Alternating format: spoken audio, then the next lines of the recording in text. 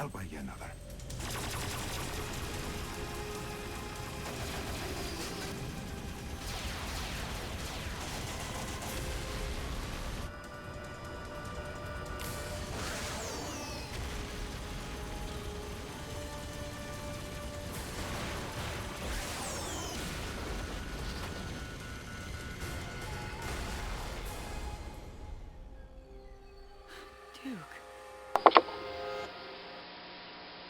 Hi, I'm Justin from GeneralsJoes.com.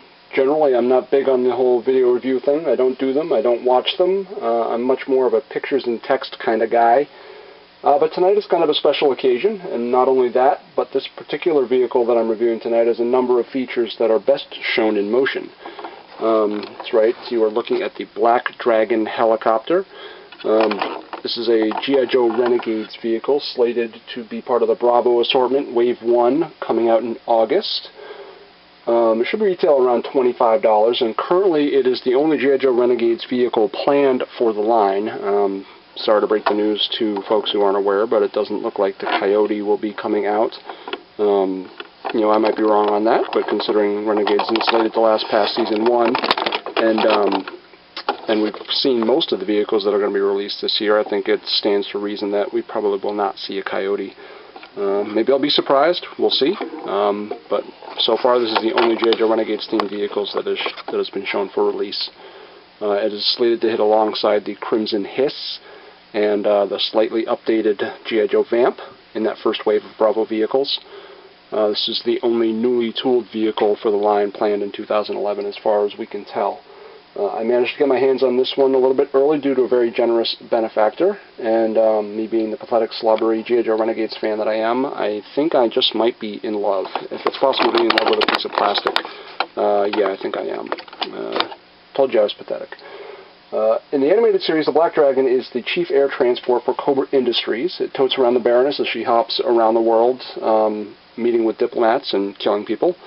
Obviously in the show it has a big sliding transport door, a cockpit that holds several people, and compared to the animated model in Toyland here, this is definitely not a transport. This is more of a one-man fighter. You can see I've got my little Paraviper here. I don't have an actual pilot. He did not come as a pre-production vehicle, and the pilot did not come with it, so you have to kind of take Paraviper's size comparison. And yes, believe it or not, this nice smooth motion, I have a tripod, ladies and gentlemen. This is a professional endeavor right here. And you can kind of see the size comparison here with a Paraviper. He kind of towers over it. He does fit fine in the cockpit, but just standing next to it, obviously, yeah, this is not a transport. This is pretty small.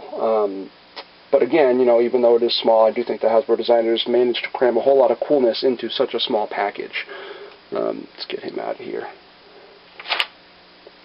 First of all, the overall design of the Black Dragon, it's sleek and black, very angular, or excuse me, not very angular, it's kind of smooth, very slender body, very aerodynamic, looks pretty fancy, pretty fast. The base color is kind of just a dark black, but obviously with a red trim, and they elected to do paint-ops instead of stickers for this red deco, which is pretty cool, I think. I really like the painted look better than I would like the stickers kind of sticking up and peeling off and stuff. The red and the black look beautiful together. They just really complement each other well. Very Cobra colors. It looks exactly like the animated model, which is very cool. I'm a big fan of toys that resemble their multimedia counterparts, and this one definitely does that. Size factors aside, the vehicle itself, design-wise, really looks a lot like it does in the show.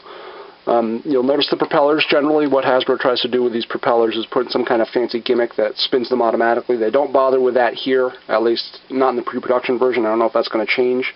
I doubt it. I don't really see a place for them to put any kind of spinning mechanism, so these are just kind of free-spinning blades.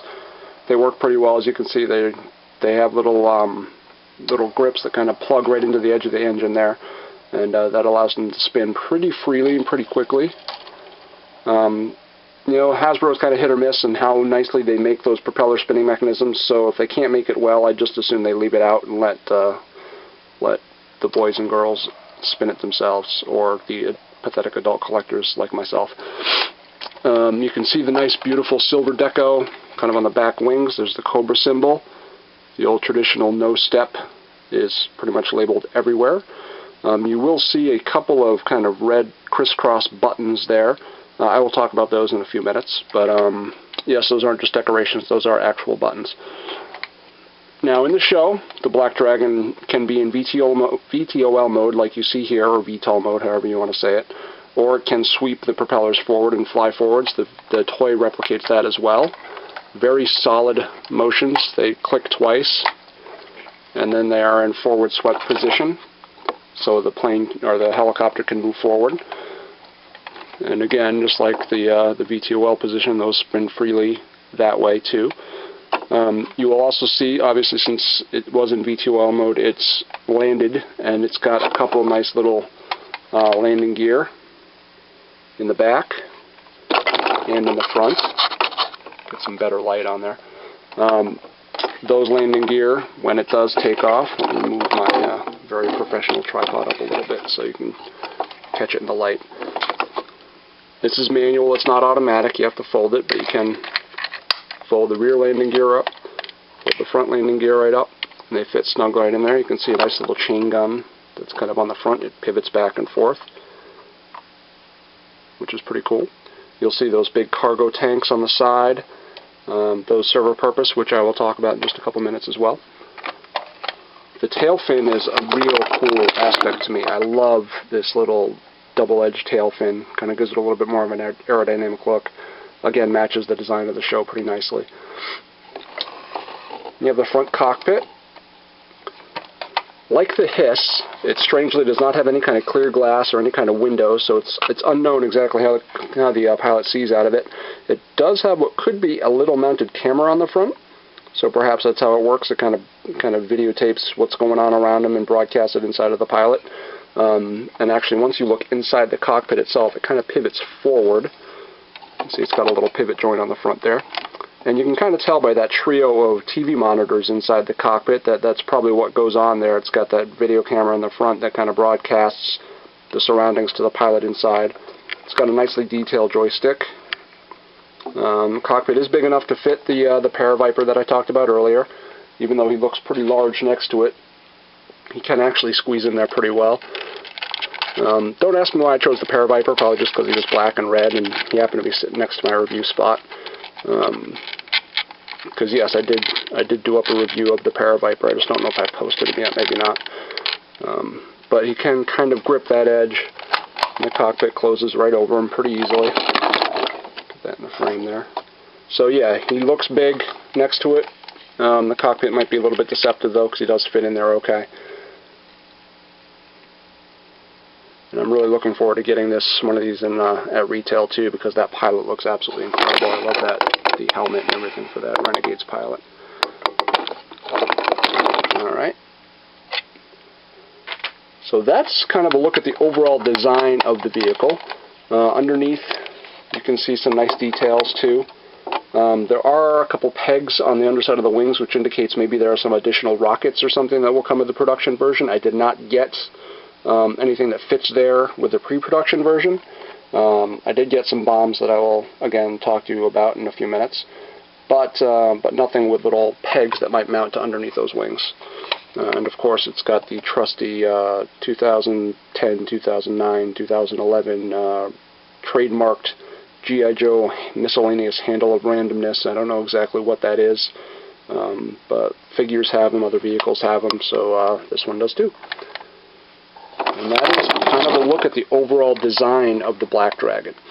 It looks very nice. It's a very cool, very closely designed vehicle. Looks a lot like the animated model, and I approve. I'm psyched to have a Renegades toy already. But of course, the operative word here is toy. And as Hasbro will tell any adult collector who asks, yes, these are still toys. They are not designed purely for the collector. So obviously, if it's a toy, it's got to have some play function to it. So I'm going to flip these up. We'll talk about these two little buttons on the top here that are actually pretty neat. One thing that I'm not sure if was advertised when we saw this vehicle at the conventions was the fact that these wings sweep back like that. I don't remember seeing that. Perhaps I just wasn't paying close enough attention. But yes, those wings kind of sweep back. I'm not sure exactly why. Maybe just for storage, so they don't take up quite so much room. But they do sweep back. And when you push this second button right here, they spring forward. It's got a very powerful kind of spring mechanism. It really clunks forward there very nicely. Nothing to worry about as far as anything feeling brittle or anything. It chunks right out there. It looks good. And of course you notice there are two buttons here, and this front button is more of an assault purpose, and you press it lightly and another little chain gun pops out of the bottom. You can fold it up and lock it back down there and get some better light. See? Professional, folks, professional. And then once again I push it lightly and it pops right back out. You know, the gun itself, it looks pretty cool. You know, I'm a big chain gun fan, and I like that this has a pretty decent arsenal. It looks a little cartoony. I would have loved to have a little bit more realistic looking Gatling gun, like something like the Vamp comes with. But you know, it's a cartoon-based vehicle, so you get what you get. And I also mentioned these what I call cargo pods. They're not quite cargo pods. If you push this top button down a little bit harder, those little things spring right open. You can see it activates little switches right here and here. And what you can do is you can store these little bombs that came with it right in these bomb bay doors. I've got 5 of them here. I'm not sure exactly how many the production version will come with. 5 fit in here comfortably, so I'm wondering if it might come with 6. Hasbro tends to like even numbers when it comes to that stuff. So the bombs fit right in there. Let's try this again. Try not to lose them. Boom. Just bombed G.I. Joe.